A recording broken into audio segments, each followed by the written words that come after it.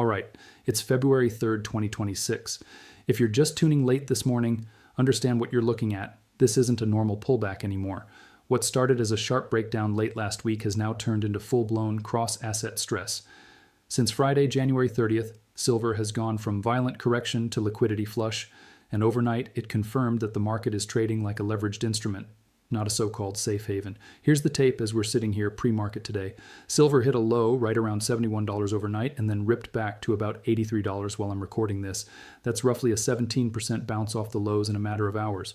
Gold did the same kind of thing. It flushed down near $4,399 before recovering a chunk of the drop. These are not gentle moves. This is not healthy price discovery. This is the market lurching between forced selling and reflex buying while everyone waits for the New York session to open and show us what's real. Now, I want to rewind for a second because the only way you stay sane in a tape like this is by anchoring to a roadmap, not emotions. On Friday, we talked about the key technical structure, and we talked about one level that mattered because it tells you whether you're in a pullback or in a break, the 150-hour EMA. We said, add it to your chart and watch how price behaves around it, because in a deleveraging event, those levels act like tripwires. And that's exactly what we saw unfold. We got an initial bounce, then the market couldn't hold structure. And once the selling pressure stacked, it opened the door to a much deeper flush. Now we've gone beyond testing support and into stop-loss cascades territory. The fact that silver could tag $71 and then snap back to $83 tells you the same thing. This is not organic two-way trade. This is liquidation, followed by bargain hunting and short covering. And the battle is whether that bounce holds when real volume hits. Now here's the part that should have everyone wide awake today. Paper is telling you metal is collapsing. Physical is telling you metal is scarce. Look at the spread. While the Western paper reference has silver around the low 80s right now, the onshore pricing is still holding a huge premium. Shanghai's premium is roughly 1852 as of this pre-market window, about 22%. And yes, that's down from the extreme premium we saw over the weekend, but 22% is still not normal. A premium like that is the market screaming that physical supply is tight even while paper price is getting whipped around. And then you look at retail physical pricing and it gets even more uncomfortable. On JD.com, silver is being shown around $163 per ounce, while paper is hovering near $83. That's basically a near double price in the real-world retail channel compared to the paper reference. And silver, remaining in backwardation in an environment like this, is another neon sign that near-term availability is stressed. So if someone is trying to tell you, this crash means nobody wants silver, ask them a simple question. Then why are premiums still elevated? And why is physical still pricing like it's scarce? Because that's the core of this entire event. This isn't a simple demand fell story. This is a paper market getting smashed by leverage while physical refuses to confirm the collapse. And that brings us to what actually drives moves like this.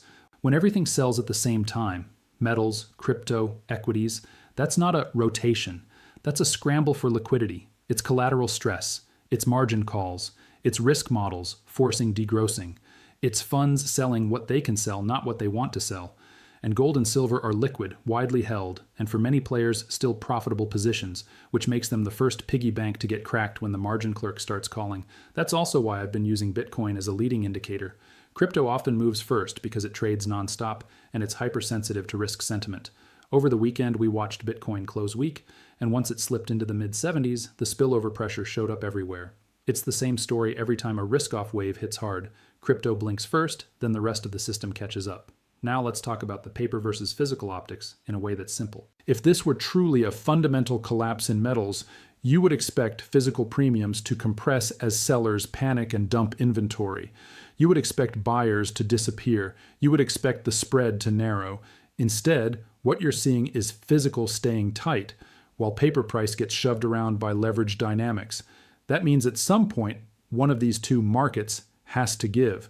Either the paper price rises to meet physical reality, or the paper mechanism loses credibility and the physical market becomes the true price setter. That's not drama. That's math. A divergence like this can't widen forever without something breaking. Now, I'm not here to tell you it's all bullish and nothing can go wrong. That's not how I operate. The downside risk is real, especially for traders. If this bounce fails when the US session opens, if $83 can't hold and we roll back towards $71, then we're not done. That would mean the move overnight was a relief rally, not a reversal. And in a tape like this, relief rallies exist for one reason: to trap people into thinking the bottom is in before the next wave of liquidation. And if you're trading leverage, options, futures, anything that can force you out, you need to hear this clearly. This environment can destroy you even if you're right long term. Margin calls don't care about your thesis. Forced liquidations don't care about fundamentals. If you're overextended, the market will remove you before it turns. But here's the other side, and this is what people miss when they stare at the red candles and panic. The long-term structural setup doesn't vanish because paper price got raided. Deficits didn't disappear. Refinancing pressure didn't disappear. Central bank behavior doesn't flip overnight.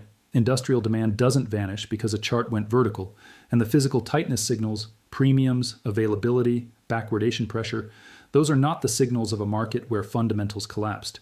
Those are the signals of a market where paper pricing is temporarily dominating the headline while physical quietly stays tight underneath. That's why crashes like this are so psychologically effective. They're designed to make you believe the paper quote is truth, even when physical is telling you the opposite story. So here's what I'm watching today as February 2nd plays out. I'm watching whether silver holds this 71.83 bounce once US volume hits, or whether it fails and we retest the lows. I'm watching whether Bitcoin stabilizes in the mid-70s or breaks again, because that risk sentiment signal will spill over. I'm watching whether equities stabilize or gap lower, because in a true liquidity unwind, metals can get dragged early before they decouple later. And I'm watching the premium behavior, because if the onshore premium holds in the low 20s or expands again, that's physical strength. If it compresses hard, that's physical weakening, and that would change the tone.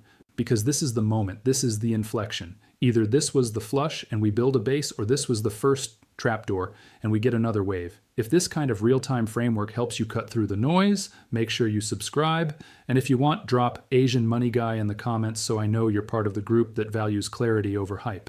Stay sharp. Watch the levels. Watch the premium. Watch the flow.